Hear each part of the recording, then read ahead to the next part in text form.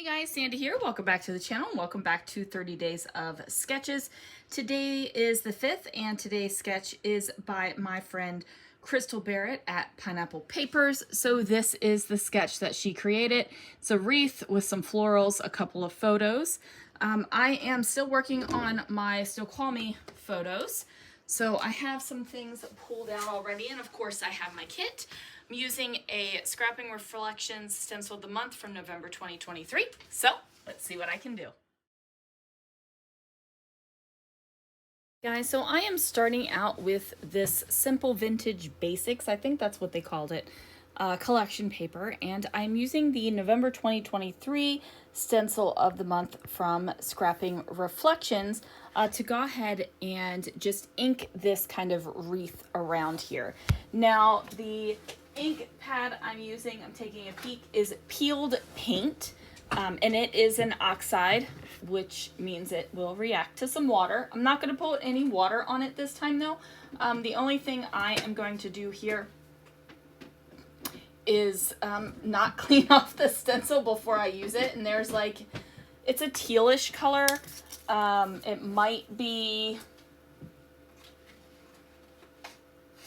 I don't know, it might be speckled egg, it might be shabby shutters, it might be bundled sage, it might be evergreen bough. I don't know what color is on there. It could be ice spruce, but I didn't clean my stencil off the first time. So I'm just overlapping that green color on there, and I'm not going to stress about it.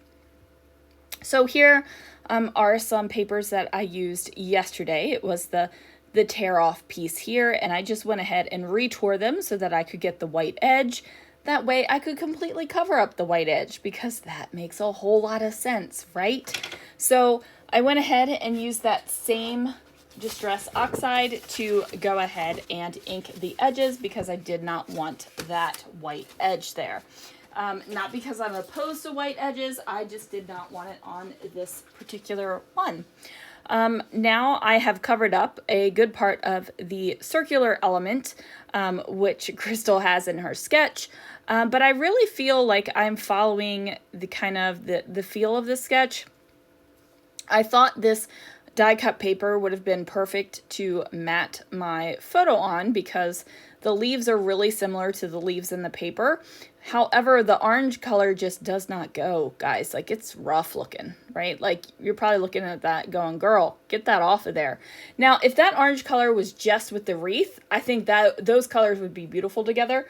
But it's the fact that I put on this purpley, reddish brown paper with the torn edges, that just takes it away from me, right? Like, I'm looking at this going,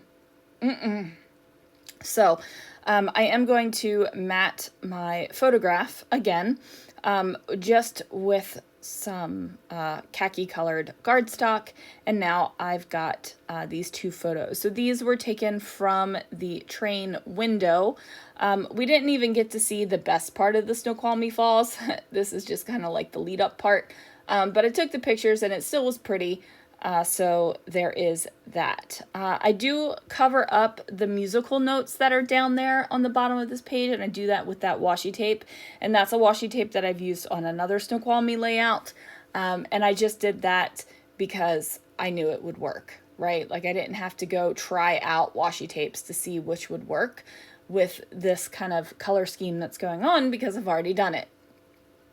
So I am going to use some fun foam, and this fun foam did come from my dealer, and my dealer is Crystal, who also created this sketch. Same Crystal, you guys. So I am really excited to use fun foam on a sketch that she created. I just find that absolutely fantastic. You guys might be like, okay, you weirdo, you use fun foam a lot, and it's from Crystal. And it is. It's exciting every time I use it, because it is from my friend slash dealer, but I find it especially fun that I'm using it on a page sketch that she, the word is failing me, designed. Okay, here we are. And then this is when I realized that the other day I broke my pin blade. Now, I broke the pin blade because I was cutting out one of the pockets in that IKEA organizer that I have that they don't sell anymore, because the pockets were too small, right? Like I needed bigger pockets, so I decided to cut a pocket out and fill the hole with the washi tape to cover it up. And it works great. But I broke my pen blade doing it. I probably shouldn't have used the pen blade to do it. And then I realized today that it was broken. I texted Christopher and was like, I broke my pen blade. And he's like, what is that? I'm like, a fancy X-Acto. And he said, time to upgrade. So I got to figure out what I want to replace it with. Am I going to replace it with a pen blade still? Am I going to just replace it with an X-Acto?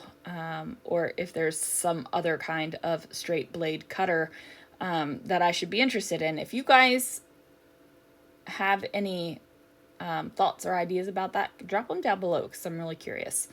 I'm also doing another thing that I know works, and that is layering up the 2 brown flowers and putting a copper brad inside of them. Now this time I'm not using shiny copper, I'm using a little bit larger copper, and it's more of an antique-y kind of copper, but I know it works, so I am putting that down as well. And you guys, I am washi taping the back of the layout because I don't need my brad tines screwing up any other layouts that this is going to be against.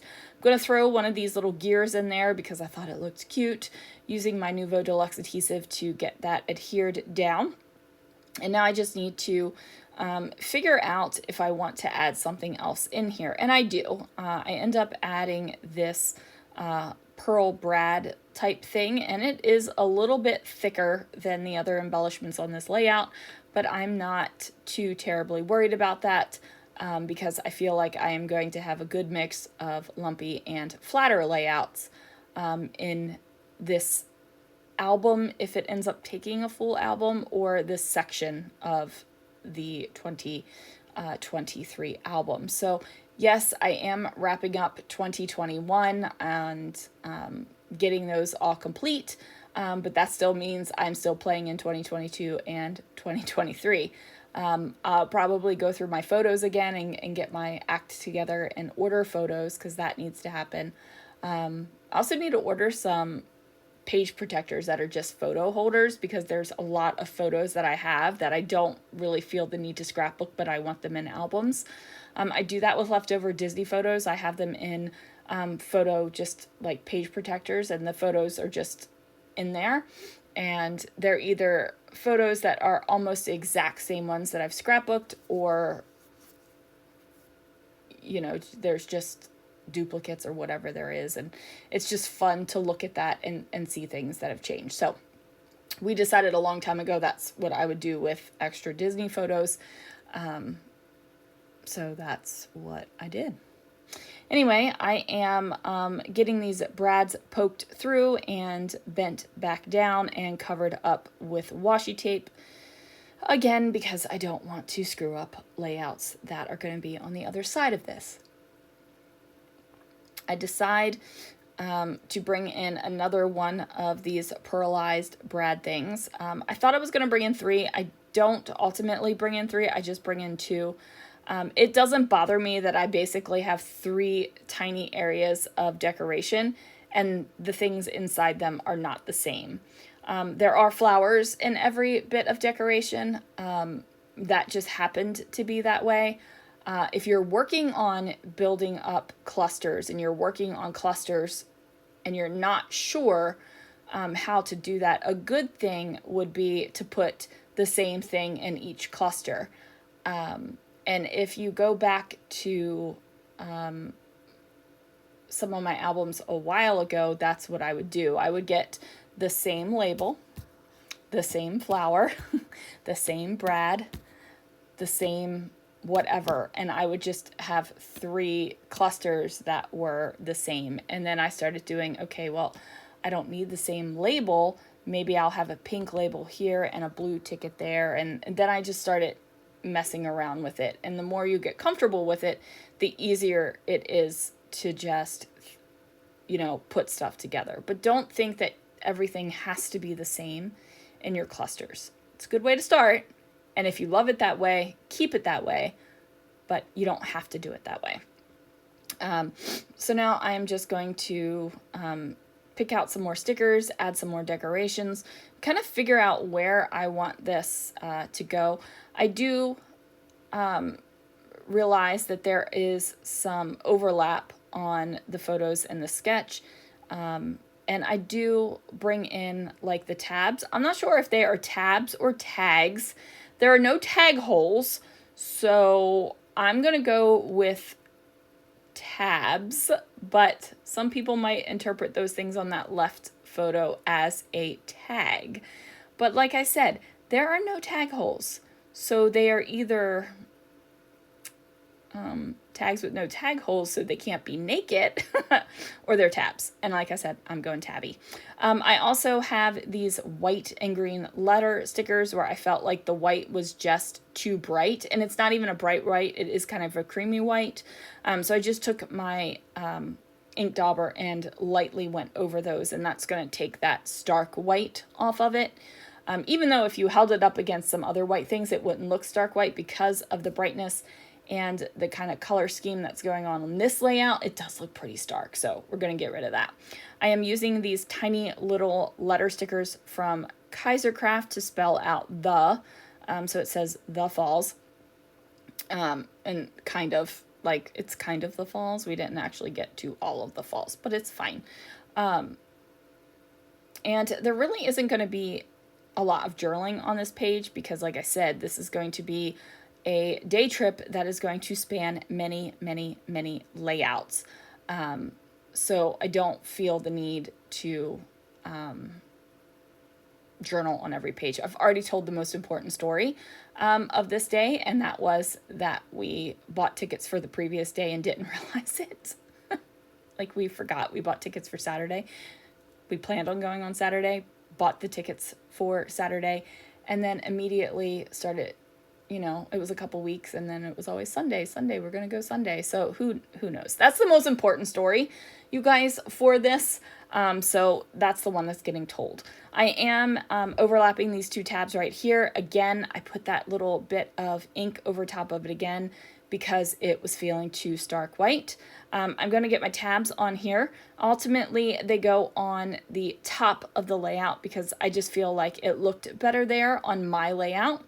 The balance and everything is perfect on Crystal's sketch, but because I have altered the sketch, it doesn't exactly feel right on the left-hand side of the photo anymore, which is kind of cool because it gives me a little bit of a place to decorate some more. So now I have added another area of embellishment, and basically I have 3 areas of embellishment right now. And I'm trying to figure out, like, what the heck is going to go on there. Am I going to put on another flower? Well, that felt really funky right there, right? Like, it just feels like I'm forcing a flower onto the page and that I have to put it there because it is an area of decoration.